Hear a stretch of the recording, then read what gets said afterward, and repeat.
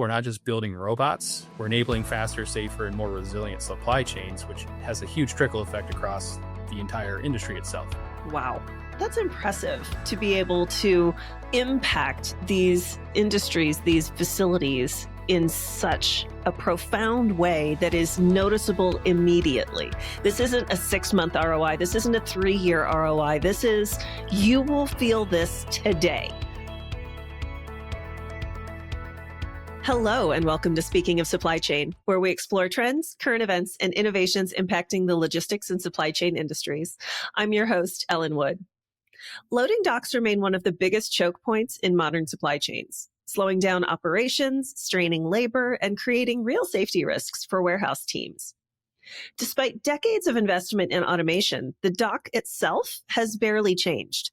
Today, I'm joined by Mason Cole, and we're going to dig into how Slip Robotics is tackling these challenges head on and why their approach is less about replacing people and more about empowering them, all with a solution that can be deployed in just minutes. Mason, welcome. Thank you. Thank you for having me, Ellen. So before we get started hearing about this innovation in dock doors, let's get to our icebreaker today. And our question is, what is the dumbest way you have injured yourself? I've played sports my whole life, so I've had a lot of dumb injuries, but the one that I think of is unfortunately the one that also ended my sports career. But I actually tore my hamstring off the bone, if you could imagine what would be like, but it was in a very dumb fashion of it was actually at a wrestling practice, and that we were goofing around a little bit, and we never have fun, and the coach said, hey, let's have some fun, and we weren't even really actually doing the sport itself. It was just a game we were playing, and 7 screws later and into my pelvic bone, here I am, but all is well outside of that. Oof, ouch. That sounds painful. It was not an enjoyable experience. I've never done anything quite that drastic. Now, my dumbest injury is I have broken the same toe 4 times. Is that from stubbing it on tables and things? Actually, yes, but the first time I broke it, I want to say I was probably 13 or 14 years old, and I was babysitting this little girl, and I was chasing after her, and we were running on a hardwood floor in socks and playing tag and catch. And she was probably 3 or 4 years old. And I was chasing her, and she stopped suddenly, and I kept going, and my socked foot slid into her heel. And that's how I initially broke the toe. And it's broken a couple of times since then, but it doesn't bend anymore. It's my ring toe. And it's just the stupidest injury. It's the only bone I've ever broken. But I've broken this same bone multiple times, and all because that one time when I was babysitting, I ran into some kid's heel. Well, it could be worse. So at least it's just a ring toe instead of anything major. Absolutely. I had no idea that yours would be such a disastrous injury. But you know what? That goes to show that no matter what we're doing, at any point we could get hurt. And I think that really leads into our topic today about safety within facilities, especially around the dock doors and what happens and how that breaks down. So let's back up just a little bit. What was the moment that your team realized that this needed change? I mean, it's a door. It's an overhead door. It's a dock door. What possible need for change could there be? What was that aha moment for you guys? No, that's a great point. And, it's really interesting. I think the industry itself is putting a large emphasis on trailer loading and unloading automation for many, many reasons. But the reason that really Slip was founded and really what drew me to the company was the founding story. It's in robotics, not to put a bad name on the industry in itself, but there are a lot of companies that develop a product and then they try to find the market fit, right? There's not a lot of intention with developing a product around a specific problem. And, that's really where Slip is a little bit different in that our co-founder and our CEO, Chris Smith, He actually spent his time doing factory design and material flow analysis and simulation at Tesla and Cummins. And, the dock was always the bottleneck. When Elon says, hey, we want everything automated in our facilities at Tesla, the dock was always something that was very difficult to do just because of the nature of how, material flows and the different SKU mixes that you have and everything else that encompasses that. And so he eventually joined a startup that he was a CTO at a startup called Volley Automation that did automated parking garages. So essentially, it was a large AMR platform where it would pick up your car and move it and park it within a parking facility. So moving a heavy payload with a large autonomous platform, and coupled with his past experience of the troubles of automating the dock, he kind of put two and two together, and that's where the idea started of, hey, I think there could be something here. And so, essentially him and two of our other co-founders meeting in that past venture, they started building the first, prototype slip bot in their garage in San Francisco, and kind of showed the concept. And that's kind of how we've spun up into what we are today. Wow. So what types of safety risks, or even just, you mentioned bottlenecks. I mean, it's a tiny door in a big warehouse, and there's lots of them. But this is one area where just getting the material out of the vehicle and into the warehouse is, it's time consuming. It's a little bit chaotic. And it literally is a bottleneck. Like, you've got this tiny little space into the warehouse. So what disruptions were they seeing that required such a big reaction as to automate this process? No, absolutely. When you look at trailer loading and unloading at the surface, it seems, to your point, relatively simple. It's a door, it's a truck, you put product in, you take product out, all seems well, right? Again, it's like a been pallet jack ought to do it. Exactly. It's been done the same way for years and years and years. And, realistically, it is a difficult challenge to automate in general. So that's why it's never really been on the forefront of understanding, hey, can we go attack this? One, it's challenging. Two, it seemingly doesn't need automated because everything that's there. But when you actually dig deeper, the dock being the bottleneck is a major, major issue for a lot of folks, especially today.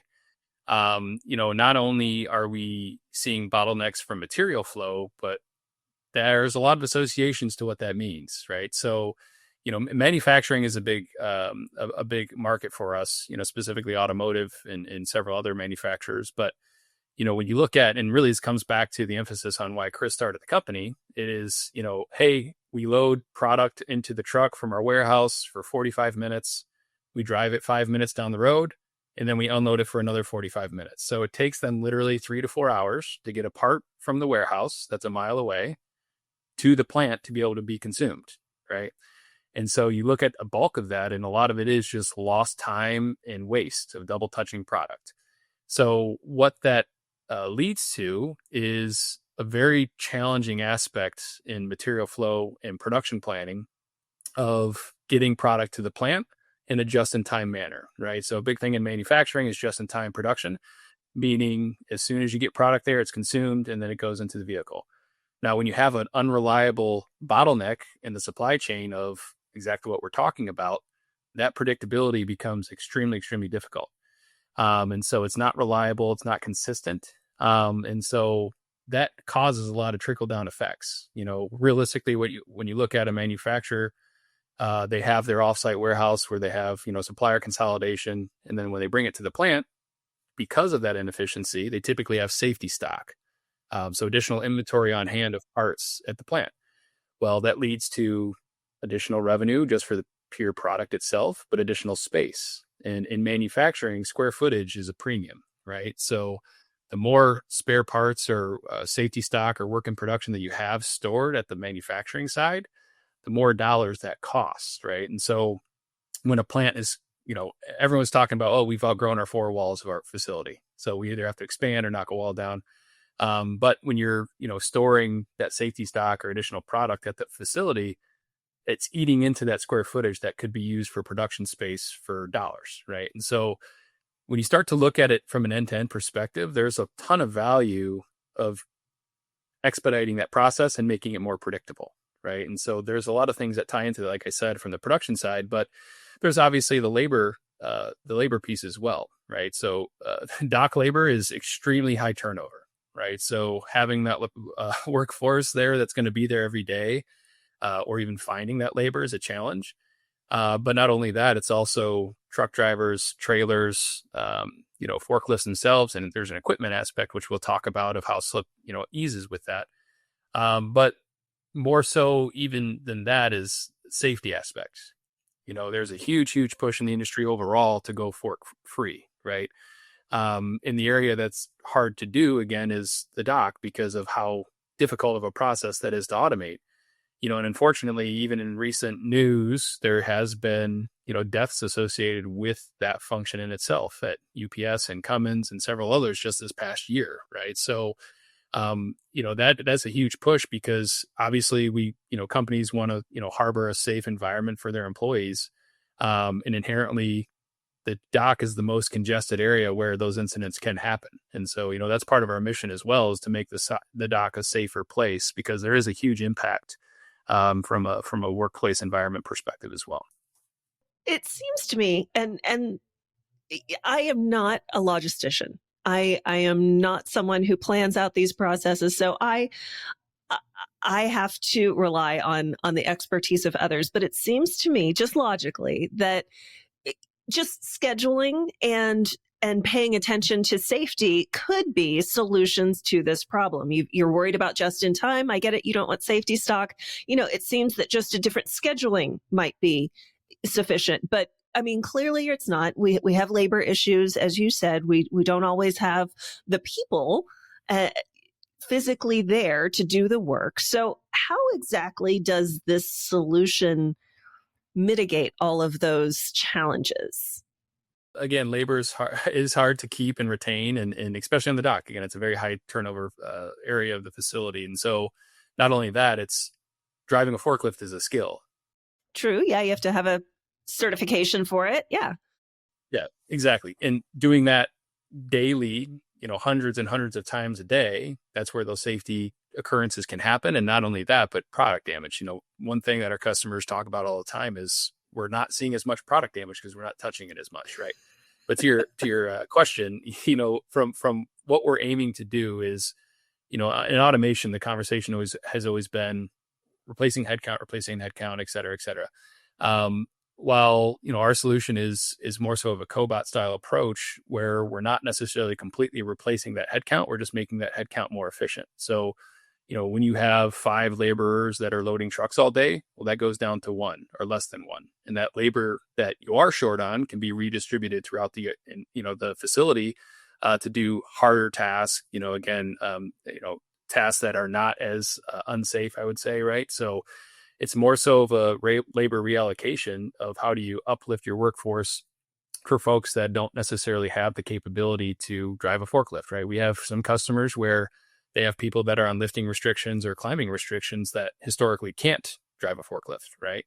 But now they're managing all the trailer loading at that site by themselves because of what Slip offers.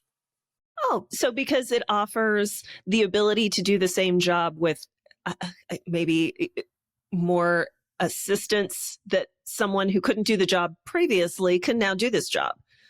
So opening up your talent pool. Yeah, 100%. Yeah. So again, it's really interesting. We've, like I said, we have some folks that have been at the same company for 30, 35 years that are now, at the tail end of their careers where, again, they have those restrictions where they can't, drive a forklift. And so they're maybe doing some paperwork or doing dock operations. And so those folks are now able to do that and, do additional tasks that they haven't traditionally been able to do in a fun way, right? A lot of people, especially in that generation, they talk about, oh, I was telling my grandchild that I get to play video games at work now, right? And so it's a pretty funny a conversion of labor and what they're able to actually accomplish now. Well, and I love that you're phrasing this and approaching it as enabling the people who are there rather than replacing them, because it's such an important distinction, especially as the automation topic comes up in so many more other areas of logistics and supply chain, that, we're concerned that we're not dehumanizing this industry by putting everything into an automation or a robotics or something digital. And this is a way to really bring those workers back. And in some cases, I'd imagine even putting maybe perhaps smarter, more detail oriented people in charge of this process that is rife with, you know, potential problems, instead of just the strongest guy who can pick up the biggest things or lift the biggest things. You know, you can really be more selective and intentional about the person that you're putting into this role, because it doesn't have to rely on their physical capabilities. 100%. And that's exactly right. Right. Is again, with labor, replacement being such a challenge and churn and training and everything else that comes with that, it becomes more and more difficult for employers to fill those roles. And so having the capability to, upskill their employee force, that for folks that are reliable and consistent and, they want to learn more and do more, we provide that capability. And again, it's, one thing, like I said before, we always talk about with our customers, it's reallocation of labor, right? At the end of the day, it's hard. A lot of automation projects are based on headcount, right? That's just the reality of the world that we live in. But what we try to frame it for folks is, don't think about it as just pure headcount replacement. It's think about that headcount that you need to add that you no longer have to, right? So it's reallocating that headcount versus just a pure cut, right? So you had mentioned a minute ago that like one person could do this job that typically would have taken 5 individuals to do. And the system claims to be able to unload a trailer in 5 minutes with no changes to the existing infrastructure. So how does that actually work? Because I've seen some unloading technologies that are very, very interesting, but unloading a trailer in 5 minutes, that is impressive. Yes, it is. Yes. So, the fun part is I'll definitely explain it, but for the viewers that haven't seen Slip, check us out. We have plenty of content online. You can actually see what I'm describing. But the easiest way that I tell folks to think about us is think of us as a mobile staging lane, right? So when you stage product to flow between facilities, you have a staging lane, you queue up product before the trailer gets there, and then you have an additional touch or additional workforce even that is loading that product individually into the truck. We basically replace that staging lane, right? And so our SlipBot is what we call it. So it's a autonomous loading robot is kind of a new thing that we've kind of termed. But essentially 3 SlipBots fit into a standard 53-foot trailer. And so with that, and with this controller that you see here, this is the only user interface that our customers need. They can control the SlipBots on dock, and we automate the loading and unloading process. So the bots themselves have sensor technology, same thing that AMR technology uses today. And so with that, we're able to see a viable trailer, and it gives the operator an option to hit enter. And so that SlipBot will autonomously self-align, self-adjust, and drive into the truck. So an operator is able to do that with that series of 3 SlipBots in less than 5 minutes. So you're able to load a full 53-foot trailer in 5 minutes. All right. So what does this do in terms of unloading trailers? Is it only on the loading side? It's on both, right? So, with current product, our SlipBots do stay inside of the truck. So what we specialize in currently is what we call short haul, high frequency shuttle routes. Initially a lot of people see that and they say, oh, it's kind of a niche market. What people don't realize is that over 50% of the freight in the entire United States is less than 100-mile movements, right? And so that's what our wheelhouse is, and it is a huge market.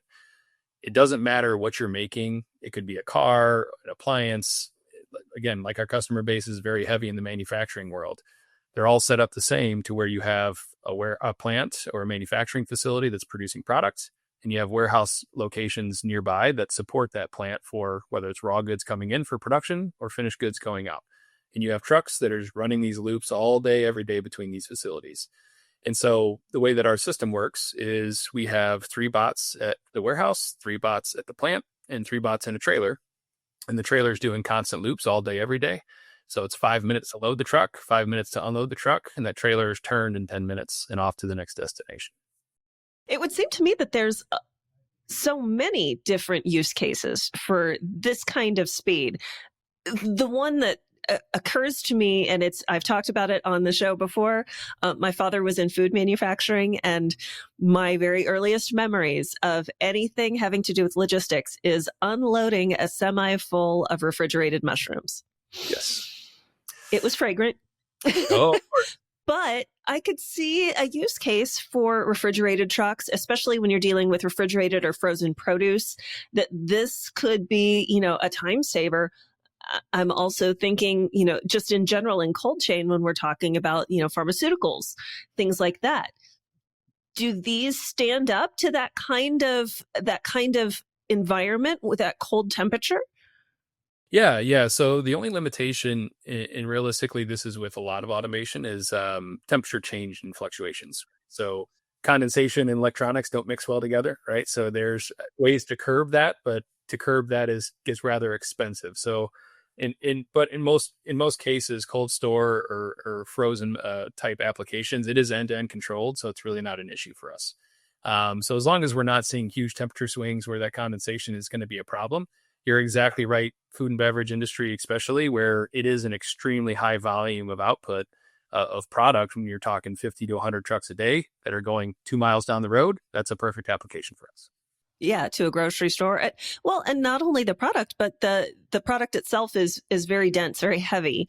I mean, I'm thinking beverages especially. It's pounds and pounds and pounds, tons of weight that now people don't have to physically interact with. So that's terribly interesting. So what have your customers seen in terms of results when it comes to whether speed or throughput or safety or any of the things that we've been talking about here today? Are there some success stories that you can share? Yeah, absolutely. This is one of my favorite questions we get, because there's often in automation in general, there's see this white paper or case study that we did with XYZ customer, and they're all very cookie cutter and seemingly smoke and mirrors in some cases, right? So when I talk to our customers, our potential customers, about what they see, really it comes down to 4 things with Slip, right? So speed, safety, simplicity, and savings, right? That's kind of our core tenets. And I'm going to kind of go out of order a little bit here. I know you touched on it earlier. The simplicity part we talked about for Slip, and how it's a very simple solution to implement. And realistically, the way we try to explain it to people is, while we automate a process, think of us as a piece of equipment, right? A material handling piece of equipment, a forklift, where you can go buy a forklift and you can deploy it in minutes. The same thing applies for Slip, right? To your point earlier about no IT integration, no Wi-Fi or infrastructure changes. We work at any dock with any trailer. We don't require a Wi-Fi network or a Wi-Fi dedicated whatsoever. IT infrastructure, there's none. So one, that's a huge hurdle, because especially in today's day and age, the IT team is the enemy of the automation team, right? So, They're there's so always, overworked, that poor IT team. Exactly. And so it's a huge hurdle that it's an internal hurdle that's hard to overcome. And so that's a huge piece for us, is we, 10 times out of 10, we don't even have to have the conversation with IT. We explain how we work. They say, perfect. You don't touch any of my data or my infrastructure. Have at it. Oh. Exactly. So it's a huge win. And so, with that, we can deploy almost instantaneously, right? So the reason that's important is, especially in automation, we're talking about, real world examples of savings and customer examples. It's what I like to call time to value, right? In automation, when a company makes an investment, they want that investment to have a quick payback and start generating positive ROI, right? And because of our simplicity, we can deploy in less than a week, right? So that means that once bots hit a dock of a customer, that they can start implementing and using them within the same week. Realistically, the first 3 days, we train the employees of how to use the system. After that, they're off and running, and we're there to support. So that time to value becomes almost immediate, right? Whereas if you're deploying traditional ASRS systems or AGVs or AMRs, it's weeks and weeks and months to even hit the rates that you're expecting to, right? Whereas our implementation is instantaneous, and that value generation happens extremely, extremely fast. So that's a big piece of it, is that time to value, which ties into the simplicity piece that I was mentioning. Now, that simplicity unlocks the rest, right? The speed, the safety, and the savings. So, when we look at our customer feedback. We have several case studies that folks can take a look at, but just to give folks an idea, when, again, drawing back to that manufacturing example, production planning is all based on how long does it take to get product from A to B. So we accelerate that process by 50%, right? That's just, statistics from customers. So that's, 45 to 60-minute loading time and unloading time at each end now goes down to 5, right? 89% less driver idle times, right? So you're not having truck drivers themselves sit and wait to be unloaded or loaded.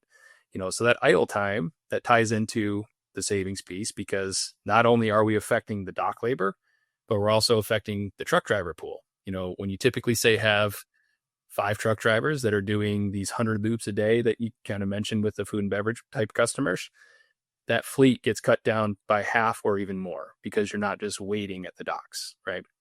And so, again, with that is dock door usage. One way I always like to explain it to people is your output can only keep up with your input, right? So you can only produce as much as you're bringing in, right? And so with that, you need doors. But when the process is slow and you slowly outgrow your footprint, dock door utilization becomes a huge, huge issue, which inherently people listening have definitely heard of drop yards. That's the whole point of a drop yard, is to keep material flowing. It's closer to the plant, but not necessarily ready to be unloaded because there's no dock doors available to do so. One example I like to give is one of our automotive customers. They only had 5 receiving doors at the plant for material coming from their logistics center, which created a very large bottleneck, coming back to the earlier point of dock bottlenecks, where you now have a 30 to 50 trailer drop yard, where you're not just double handling product, you're double handling every trailer as well. And so once Slip was implemented, that went down to using 2 doors. So they actually have additional capacity with the rest of the doors, and that drop yard was eliminated, right? So when we talk about savings, it's not just the labor aspect, but there's a big equipment tied to that as well. So trailers and trucks, right? So with that, like I said, dock labor as well, right? That reallocation of dock labor, where, again, that activity of loading, unloading a truck for 45 to 60 minutes now goes down to 5. You extrapolate that out to, hey, we're doing 100 trucks a day. That adds up very, very fast. So that labor pool shrinks significantly. So 70% less dock labor for customers. And again, it's realistically, we like to approach it as a reallocation. So, hey, you need more folks. You're not keeping up with your picks in your warehouse. Well, here you go. Here's 70% of your workforce that was on the dock that can now go do that activity, that's already trained to do that activity as well, right? And so, again, like I said, that ties into forklifts as well. So not just dock labor, but dock equipment. So again, a lot of folks, they usually even have segmented equipment groups where they have high bay pickers. They're going to be doing picks in the warehouse. They have counterbalance trucks. They're going to be loading trucks. Well, you don't need counterbalance trucks anymore. The high bay pickers can load directly to the bots, and we take care of the trailer loading itself. And like I said earlier, the interesting thing is when you touch something less with a forklift, you're not going to damage it as often, right? So it's an interesting statistic that people don't like to track, is how much damage or loss they have of product purely from damage, just from double touching, triple touching product. And we've seen customers give us statistics as much as 40% reduction of that. So that adds up quick, depending on the value of the goods that you're moving, right? So it's a pretty high impact that, again, it's not necessarily a measurable that people like to track because it doesn't look good on the organization overall, but it does have significant impact to the bottom line, right? And then again, from a safety perspective, that's not something you can quantify, but it is a very important measure from the fact that you no longer have someone entering and exiting a trailer hundreds of thousands of times a year. Right. So that is, hundreds of thousands of times that you've removed the possible incident that could happen, that could result in significant damage or even death, and unfortunately, in some cases. I have a couple questions. Yeah, of course. I know I unpacked a lot there, so feel free to. No, there was so much there, and there's so many thoughts pinging around in my head. So the first one is, and you showed us this control device that looks very much like my son's Switch. People ask all the time if it's a Nintendo Switch. It is not. It looks exactly like it. Yep. So the newer Um, generations are very good at driving slip bots, I will say. I was gonna say, what does this mean in terms of some of these skills? I mean, Yeah. my 17-year-old would probably be really good at Yeah. maneuvering these bots, whereas No, I that's might have more trouble. yeah, it's the fun part. It's again, anyone can do it. We make the user interface extremely simple to where it is, quote unquote dummy proof, to where it's not going to allow you to do something that's not possible or not safe, right? So we have all the onboard sensors, and all the user interface doesn't allow for that to happen, right? So I could literally take you to our facility or bring a bot to you, and that's one thing that I'll talk about is our demo process. But seeing is believing in our eyes, so we like to bring the product to folks, and we can instantaneously teach you to drive the bot and operate the bot efficiently in 10 seconds. It literally is that quick to learn. So that's a huge piece. Again, when we talk about churn at the dock and employee turnover and training and everything associated there, you don't have to learn how to drive a forklift. It takes about 2 weeks to learn how to drive a forklift. It takes about 2 months to learn how to drive it well, right? There's a difference between the two. So for us, it's here's the controller and you're off and running in literally seconds. And, just as an example, one thing we do at our trade shows, ProMat and Modex, I know we have Modex coming up. We let folks operate the bots just as they would in the field. And so, at any given point at ProMat, we had, I think, a total of almost 800 people drive the slip bot, right? To where, it takes literally seconds to learn how to do. And now you can load and unload a full trailer in 5 minutes. But there is a safety involved with the sensors so that that 17-year-old or 18-year-old new hire can't just drive the bot out the door with no trailer there. 100%. No, yeah, absolutely. So we have safety and measure, right? So we have a 2D LiDAR system that has obstacle detection. So that is always active, regardless if it's in autonomous mode or in self-drive or in manual mode where the operators are driving. So we're going to see objects. We're not going to let the operator hit them. So even if they hold the button down, it's not going to let them do it. It'll actually flag warnings to tell them, hey, there's an object that's so far away on the front or the back or the left or the right. So they know if there's obstructions and they have that idea of, hey, there's something in my way. But yes, you're 100% correct. We will not allow that to happen.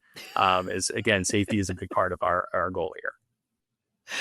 And the other thing I was wondering about was, we're talking about getting the product in and out of the vehicle in a very short amount of time, which is great. But there is time getting it onto these bots. There's time loading it and getting it ready and unloading it once it gets to its destination. So I imagine that's where you're able to really drive home the value, is that those individuals that would normally be there just getting it off the truck are now capable of being reallocated to the put away or the delivery of this cargo, this material, whatever's needed. But is that ever like a secondary bottleneck that happens because of the quick unloading, that now you've got all of these bots sitting here loaded up on inside your dock doors that you've just unloaded, and now you've got a mountain of stuff in the middle of the floor? No, absolutely. It's so that's a big piece, right? So again, think of us as that mobile staging lane, right? So operators are traditionally going to be placing product on and off, but now you're exactly correct. You're now going to have a larger pool that can actually dispatch product where it needs to go. So say if we're delivering to a plant, the example I love to use is one of our production control folks. They said that it not only does it speed up the overall process, but it makes product access even better, because traditionally, even if I did send a truck and the product that I needed right now is in the back, good luck. You're not going to get it till right? tomorrow. Exactly. And so you have to have all of that product come out, right? So now, hey, even though it is in the nose of the trailer, I can grab it right away because I have access to all four sides, right? So it's what we call swarm loading or unloading. A lot of our customers utilize that technique of pulling product off very quickly because you can access all four sides. An example I like to use, one of our customers, they're a wholesaler, and traditionally, it's a furniture wholesaler, and traditionally they would dolly. It's all big boxes, awkward product. They would hand dolly, product into the trailer. So their pickers would pick products. They would redistribute it throughout their buildings and then send it out to customers. And they would hand dolly product once it was picked from the warehouse with these carts. They put it on the floor, and then the workforce would hand dolly 13 people at a time would hand dolly product into the truck. And so it becomes very challenging to do that, right? Especially from the unloading perspective, to your point of how are you going to get all that product out now, right? So you have to hand dolly everything, and then you have to second touch it when it's all on the floor in general. So that company was actually able to eliminate or reallocate, I would say, 50% of their contracted workforce just doing that piece in the first 3 weeks, right? So it was a huge improvement, but not only that, it improved the overall process. So, the way they utilize it, to your point around that swarm loading and unloading, is their pickers are able to place product directly from their pick carts directly to the bots. And then when the product comes out of the truck at the next facility, they have, instead of 13 people taking 90 minutes to get the product out and reallocate it to the warehouse that it's going to, and now I have 4 people that can unload all the bots from all 4 sides in a very fast manner. And then they can be redistributed faster, throughout the distribution. Wow. That's impressive to be able to impact these industries, these facilities in such a profound way that is noticeable immediately. This isn't a 6-month ROI. This isn't a 3-year ROI. This is, you will feel this today. Correct. It's like I said, it's really interesting too to see how our customers feel that value, right? Again, you do have the immediate impact. You see it immediately from your dock labor workforce, your truck driver labor workforce, the equipment that you're using, everything involved there. But the more the interesting thing for me that I love to see is how creative customers take that, right? And how far they take those improvements down their supply chain. Because again, drawing back to what I was talking about earlier about, yes, you have the immediate impact on the dock and the trucks and everything else and the equipment. But now let's look at, well, hey, previously we would trigger, orders from the warehouse for product on a 4-hour window because it took so long to get product. Well, why are we still doing that with Slip? Let's relook at why we do that. Let's look at how much safety stock we're holding. And so it becomes an iterative process after that of how do you drive additional value purely because of what Slip unlocks, right? One that I love to use, it is the simplest thing folks can do. And most of our customers have started doing this now as well, is it's just an additional iteration on value for us is, when you are trying to dispatch product to the facility, you typically scan it to a location, and then getting it into the truck, you rescan everything going into the truck to make sure everything made it, right? One thing that, again, we don't require any integration, but one thing we unlock is you slap a barcode or a license plate on the bot as a location. And as your pickers are putting product onto the bot, you scan to that location. It's just a new location. Exactly. And so it's captured virtually and physically of where it is. And so rather than rescanning everything going onto the truck, you scan the 3 locations to that truck and it dispatches it, makes your bill of lading and your bill of material on that truck much faster. So you're not rescanning everything coming in. And then the same thing on the receiving side. You're not scanning every single thing coming into the plant. You scan 3 barcodes on the bots and everything's received at the same time. That's a stroke of genius. That's brilliant. So absolutely. And again, it's so simple. I mean, it's so simple. It's just something we unlock. It doesn't require any system communications. It's as simple as, depending on your WMS, how easy is it to make a location in your system and slap a barcode on the bot? Exactly. Now you've just got this essentially a mobile warehouse that you can have and all of these locations. That's so cool.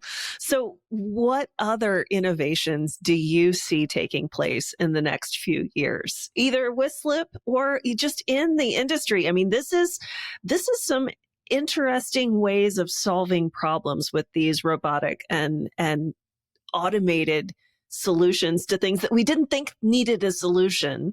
And now yet we have them. What's going to happen to the robotics industry, to the warehousing and production facilities? What do you see coming up? Well, I'll avoid the a lot of the potholes that exist today with humanoids and all the conversations there. I'll keep those aside. Like I have my own opinions there, but from what I see, there's always been talk about the goal to go lights out, right? Everyone wants to go to a lights out environment. I think people think we're going to get there faster than we are. I think there's still a long ways to go before we get there. But realistically, what I see the evolution of how do we get to that point? What does it take to get to that point? Right now in the industry, there's a lot of point solutions, right? So there's a lot of, hey, we do this one thing over here in this specific corner of the warehouse, we do this at the dock or whatever it may be. So I think what the evolution is going to look like is more so of those siloed kind of point solutions being more of an ecosystem, right? And so it's going to be iterative steps of how do you get there. But, I think the last decade has been about proving out that these point solutions work independently, right? So, AMRs within the warehouse, totes, arm picking, vision picking within the warehouse, ASRS systems, and kind of automating additional ancillary things around that. But what I think the next decade and beyond will start to focus on is how do you connect all of these silos from a continuous data-driven flow perspective, right? Now, obviously, there's a lot of system integrators that try to bridge that gap, but even still, it's hard to get all of these different suppliers and products to talk together in a sensible way to where it actually does continuously drive efficiency and not create additional complexity within the system, right? So system orchestration, I think, is going to be a big piece of that. And, for us, in my opinion, and realistically, there's a ton of attention happening with trailer loading and dock automation in general, because it's not something that people have traditionally looked at. Right. And so for me, I think that is part of that unlocking that piece to getting to that journey is, getting to those additional use cases that haven't traditionally had a lot of attention. And that's happening now. Right. In my opinion, the dock is kind of that next forefront of automation. And that's what we're going after. Right. We have some new things coming that I can't necessarily, talk about, but it's going to open up a lot of additional market for us and open up a lot of additional applications. Definitely keep your eye out early 2026. We have a lot of fun, exciting stuff coming, but our vision is to make not just what we do today with the short haul, high frequency shuttle routes, but really all trucking. Our vision is to make, 5-minute trailer turns the industry standard. Right. And so when you do that, a lot of things can change. And so, when you do that at scale, we're not just building robots, we're enabling faster, safer, and more resilient supply chains, which has a huge trickle effect across the entire industry itself. And realistically, I think, our role over the next decade is to be that connective tissue between the automation inside the warehouse, where, again, we're talking about an ecosystem, and the transportation network on the outside of it, right? So we're kind of living in that space of being that connection piece between the both. And so I really think that's where things are going to start going, is that ecosystem type approach. How we get there, there's, again, a lot of different ways that can happen. And there's a lot of people trying to solve that puzzle piece itself. But that's where I think the next forefront is for the industry overall. Well, thank you, Mason, so much for joining us today and sharing how Slip Robotics is rethinking dock operations. Absolutely. It was a pleasure, Ellen, and I look forward to our next conversation. It'll probably be at Modex, and I'm looking forward to seeing whatever is coming out new in early 2026. Yeah, a little shameless plug. You'll see the first of new product coming out manifest, and then we have some additional coming at Modex as well. So a lot of fun stuff coming for Slip ahead. A lot to look forward to. So for our listeners, if you'd like to learn more, please check out sliprobotics.com or come and see us at Modex or Manifest. You'll be able to see how a 5-minute deployment can transform your warehouse. Until next time, thanks to our listeners for tuning in. Please follow and subscribe on whichever podcast platform you prefer, and keep innovating at the edge of supply chain.